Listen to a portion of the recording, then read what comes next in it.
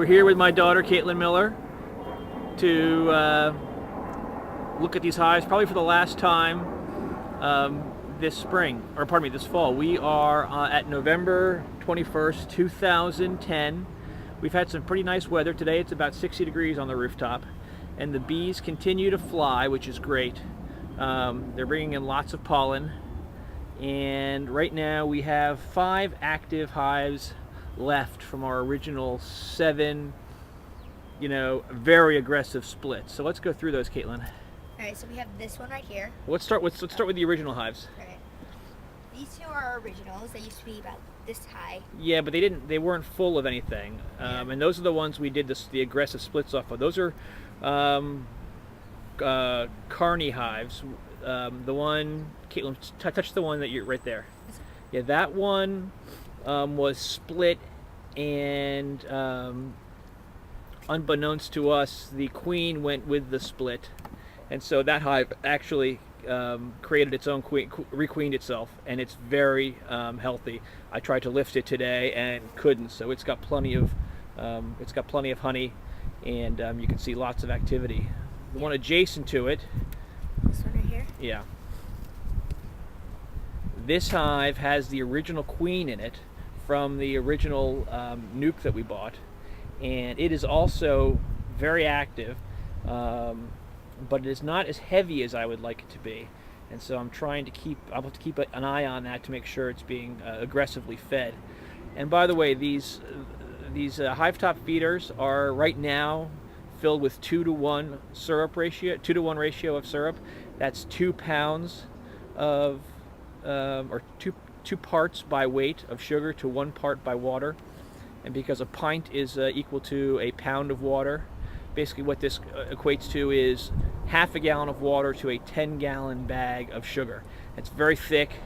It does tend to crystallize on you, and you can see some of that fogginess.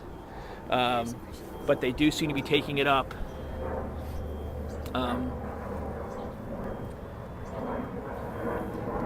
Then we have this hive in which the nukes originally came in, and these were part of some aggressive splits and were queened with some bee weaver queens.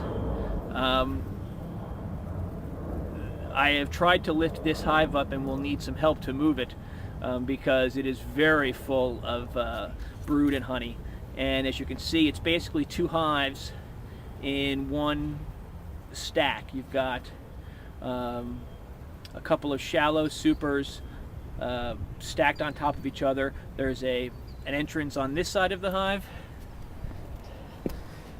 and a corresponding entrance for the other hive on this side of the hive. And so these bees are living in a much more vertical environment. And if you look closely, you can see them landing with pollen. So I'm hopeful that this hive will be very successful next year, and I've been pleased with the bee weaver queens. I did lose 1 hive, and I think that was my fault. I think I didn't put enough starter bees in when I did the split, so shame on me. And I think this little nuke over here that I started again with a bee weaver queen has not taken off like I had hoped, and I think I made it too late in this season. There is still a queen in there, and there's brood.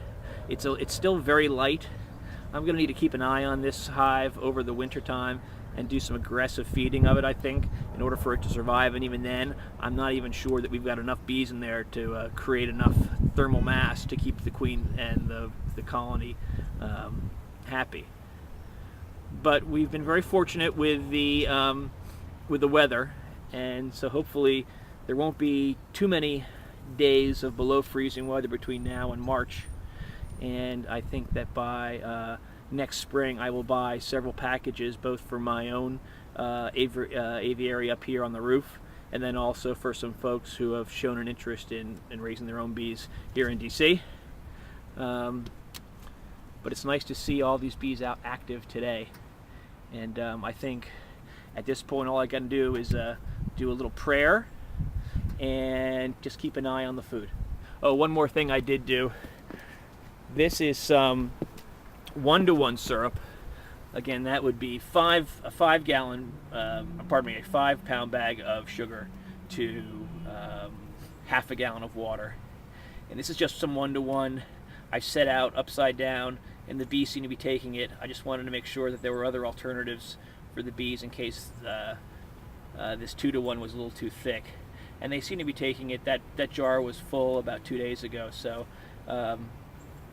again, it's just right now it's about getting the hives set to have enough energy to make it through the winter. And the good news I think about being on the rooftop is that it's clearly warmer up here than it is at the ground level, and because of all the sun we have, that helps too, and the reflective energy off this roof. And so that's really it. Katie, do you have any questions? Not really, no. Are you going to be very helpful in the spring when we start doing the packages? Of course I will. Are you going to be able to install? I'm going to make you install one of the packages all by yourself. Okay. You cool with that? Yeah, I'm cool All right, with that. good. All right, well that's it from DC Honeybees TV. Please go visit our website and blog at www.dchoneybees.com.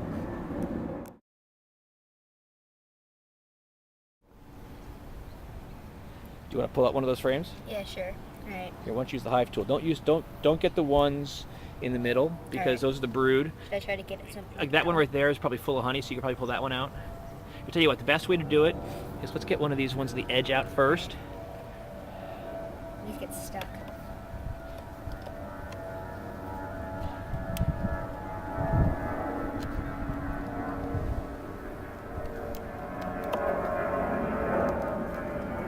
That's right, good. Just move slowly. Good job. Yeah, let's not try to be crazy. I'm gonna pull this one out, then you can slide the white one down.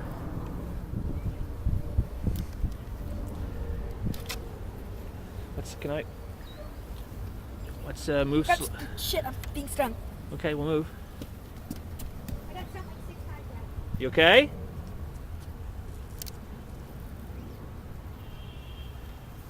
Shit.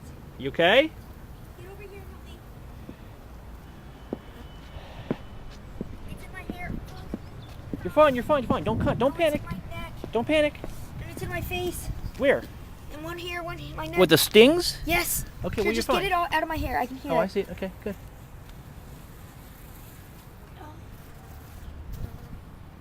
I can hear it. It's still in there. There's one. Get down. There's another. Oh, don't get your move your finger. Okay. So, okay.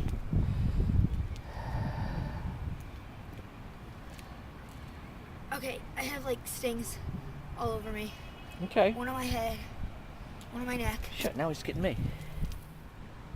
Now, do you want to know what happened there? Yeah, I pissed him off. Yeah, because you were moving a little too quickly, and you. Oh, good. And you kind of were hacking at it. I didn't mean to hack I know at you it. didn't mean to, honey. This is all about, learning. So want to go back over and see what's going on with the honey? No, thank you. Well, why don't you hold this and I'll bring over the honey frame. All right. Well, I just got stung pretty freaking bad. Ow! Ew, ew, ew. It's in my hair. All right. There. Oh my God! You might be able to see that sting right there. I don't know. Gosh. And Dad's out there. Oh my God! This hurts. What if my face gets all swelled up? So you would ask to see what a frame of honey looks like. Here, watch. Do you like honey? Me? Yeah. Yeah, I like honey. Oh my God. Have a taste of that. I don't want to eat the whole thing. Just eat it. You can eat the whole thing. It's like I don't want it. It's good. You like it? it? It's much clear. It's very clear. Yeah. Well, that's all capped honey. There you see, and that's going to be their food stores for the winter.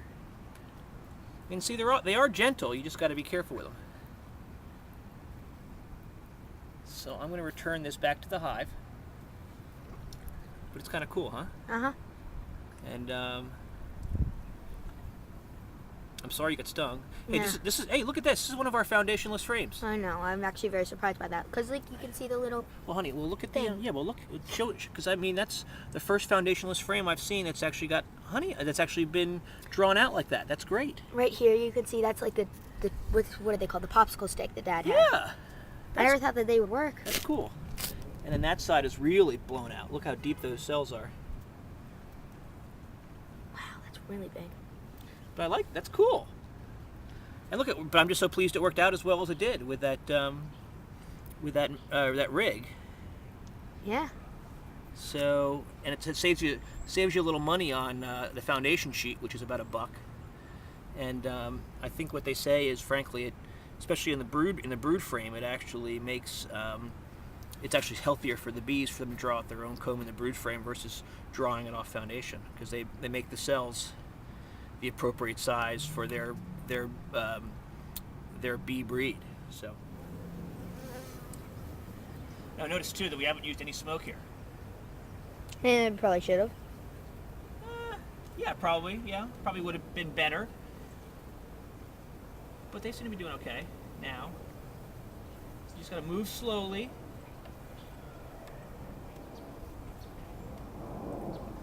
Put this frame back. Is there poison in that stuff? In those stings? Well, it's called bee venom. All right. Is there what kind of venom? How painful is this venom? Well, it's not. You're feeling it right now. I know that. That stinks. Ow! Ow! Don't touch them. They hurt. Ow! Ow! Ow! What do you got? Oh, it's just it hurts. Oh right. crap! It's getting my shoulder's getting numb. So just gonna move slowly. They are a little bit more on point right now because of. Okay. Well, I'm gonna go down. Right. Bye. Okay, can you turn? Yeah.